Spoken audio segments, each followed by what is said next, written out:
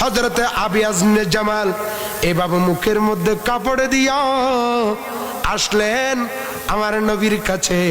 ফজরের নামাজের পরে আমার নবী থেকে একটু দূরত্ব বজায় রেখে বলছেন, ইয়া রাসূলুল্লাহ,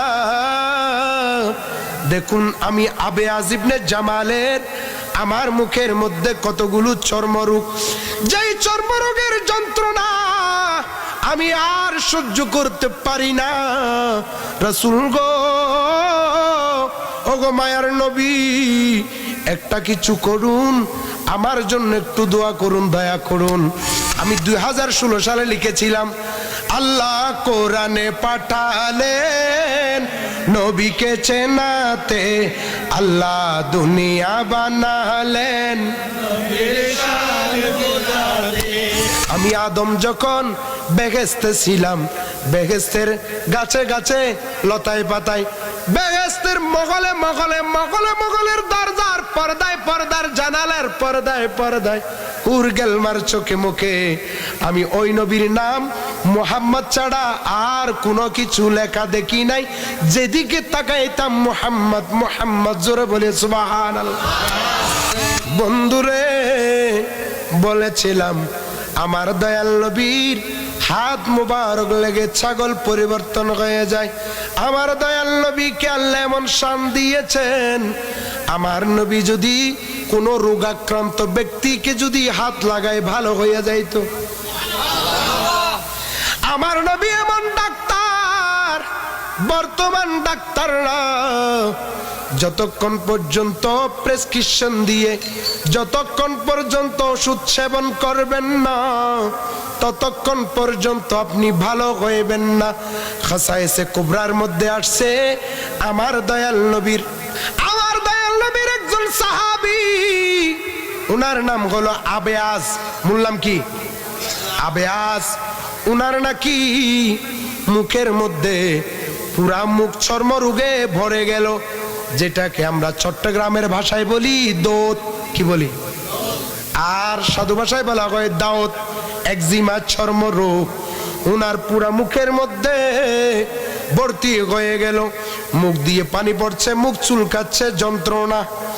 আবার লজ্জার কারণ জামাত সহকারে নামাজ আদায় করতে আসে পারে না। কেননা লজ্জার কারণে। আপনার মুখে আমার মুখে এখানে যদি একটা দাওয়াত হয়, আমাদের লজ্জা লাগবে কি লাগবে না? লোক সমাগমে যাইতে আপনার যেমন লাগবে, ওনারও লজ্জা লাগছে। ওনার এক জায়গায় নয়, পুরা মুখের মধ্যে মুখ ভর্তি একজিমা চর্মরোগ দাওয়াত হয়ে গেল। একদিন ফজরের নামাজের সময় মুখের মধ্যে কাপড় দিয়া আবিয়াজ ইবনে জামাল, ওনার নাম কি? আবিয়াজ ইবনে জামাল, হযরতে আবিয়াজ ইবনে জামাল এভাবে মুখের মধ্যে কাপড় দিয়া আসলেন আমার নবীর কাছে। ফজরের নামাজের পরে আমার নবী থেকে একটু দূরত্ব বজায় রেখে বলছেন, ইয়া রাসূলুল্লাহ, দেখুন আমি আবিয়াজ ইবনে জামালের আমার মুখের মধ্যে কতগুলো চর্মরোগ, যেই চর্মরোগের যন্ত্রণা আমি আর সহ্য করতে পারি না। রাসূল গো, ওগো মায়ার নবী, একটা কিছু করুন, আমার জন্য একটু দোয়া করুন, দয়া করুন। আমি আর যন্ত্রণা সইতে পারি না। 5 ওয়াক্ত নামাজের মধ্যে বা জামাত আমি নামাজ আদায় করতে পারি না। কিসের কারণে? লজ্জার কারণে, আবার যন্ত্রণার কারণে থাকতে পারি না। এটা বলার পরে ফাদা আমার রাসূল ফাদাহু, তাকে ডাকলেন। ডাকার পরে ফামাসাহা ওয়াজাহু, এবং তার চেহারার মধ্যে আমার দয়াল নবী নিজের হাত মোবারক বুলাইয়া দিলেন। এভাবে যেখানে চর্মরোগ হইলেন ওখানের মধ্যে এভাবে হাতটা এভাবে বুলাইয়া দিলেন। যে হাদিসটা বর্ণনা করছে যেই ঘটনাটা বর্ণনা করছে রাবি বলেন, যখন মাগরিবের নামাজ পড়তে ওই আবিয়াজ ইবনে জামাল যখন নামাজ পড়তে আসলেন, তিনি ফজরে এসেছিলেন, মুখ ভর্তি দাওয়াত ছিল, দাওয়াত দিয়ে পানি পড়ছে, মুখ বিকৃত ছিল। কিন্তু যখন মাগরিবের নামাজ পড়তে আসলো, আমি তাকে দেখে চিনতে পারলাম না, কারণ তার চেহারার মধ্যে দাওয়াত তো দূরের কথা, দাওয়াতের দাগ পর্যন্ত নাই। বর্তমান বিজ্ঞানের যুগ, আধুনিক যুগ, এখন যদি কোনো ডাক্তারকে বলা হয় আপনি 3 দিনের ভিতরে দাগ সহ নিয়ে দিবেন, পারবে? কিন্তু আমার রাসূল দাগ সহ রিমুভ করে দিলেন, পরিষ্কার করে দিলেন, কোনো মলম লাগাই নাই, কোনো গাছগাছালি লাগাই নাই, হাত মোবারক লাগিয়েছেন। বিকাল হইতে না হইতে 8 ঘন্টার ভিতরে বা 12 ঘন্টার ভিতরে দাউদ তো চলে গেছে, দাউদ যে ছিল ওই দাগ পর্যন্ত চলে গেছে।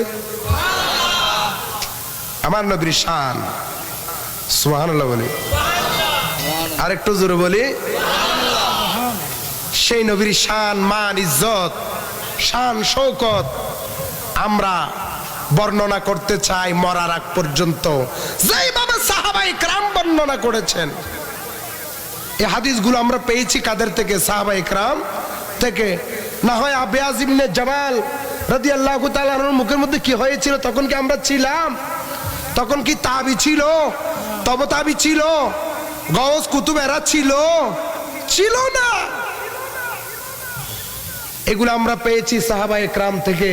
তার মানে সাহাবায়ে কেরাম ভালোবাসতেন আমার নবীর শান, মান, ইজ্জত এগুলি বর্ণনা করা। সুবহানাল্লাহ বলি না? আমরাও ওই নবীর শান, মান বয়ান করতেই থাকবো, ঠিক কি না? যেহেতু পুরো কোরআনটাই তো আল্লাহ সৃষ্টি করেছেন আমার নবীর শান মানের জন্য। আমি 2016 সালে লিখেছিলাম, আল্লাহ কোরআনে পাঠালেন নবীকে চেনাতে, আল্লাহ দুনিয়া বানালেন নবীর শান বোঝাতে। মাশাআল্লাহ, বেয়াগুন মুখস্থ দিতে হয় আর কিল্লে হইতেন। আল্লাহ কোরআনে পাঠালেন নবীকে চেনাতে, আল্লাহ দুনিয়া বানালেন নবীর শান বোঝাতে। বেহেশতের পাতায় পাতায়, লতায় লতায় নবীর নাম, আরশে আল্লাহর নামের পাশে নূরে নবীজির মনোগ্রাম, ঠিক কি না?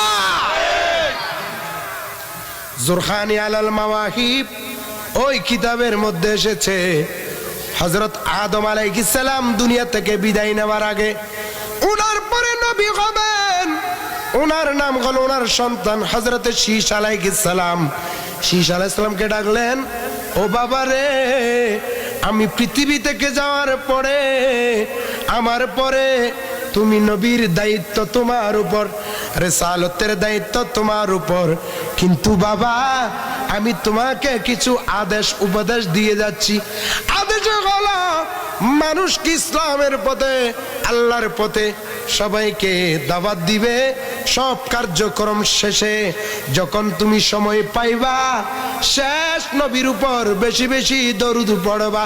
শেষ নবীর উপর যত বেশি বেশি দরুদ পড়বে, তত তুমি আল্লাহর কাছে বেশি বেশি প্রিয় হইবে। শীশ আলাইহিস সালাম প্রশ্ন করলেন, ওহে বাবা জান, শেষ নবী কে?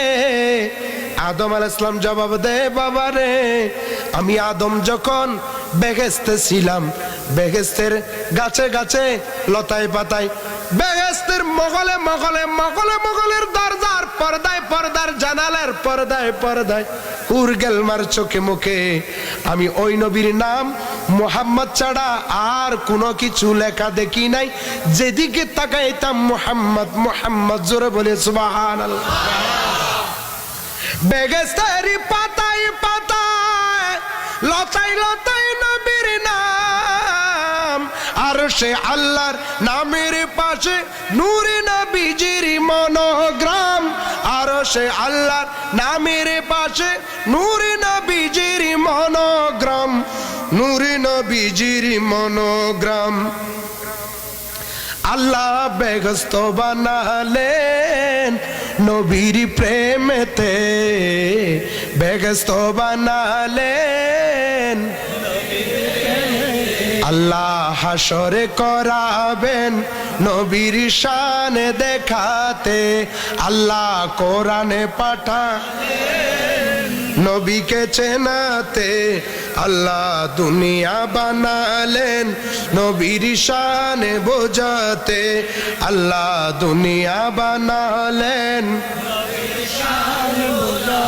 ইমানে হলো সেই নবীকে ভালোবাসার নাম সেই নবীর সুপারি ছাড়া পাবো না কেহ পরিত্রাণ ঠিক না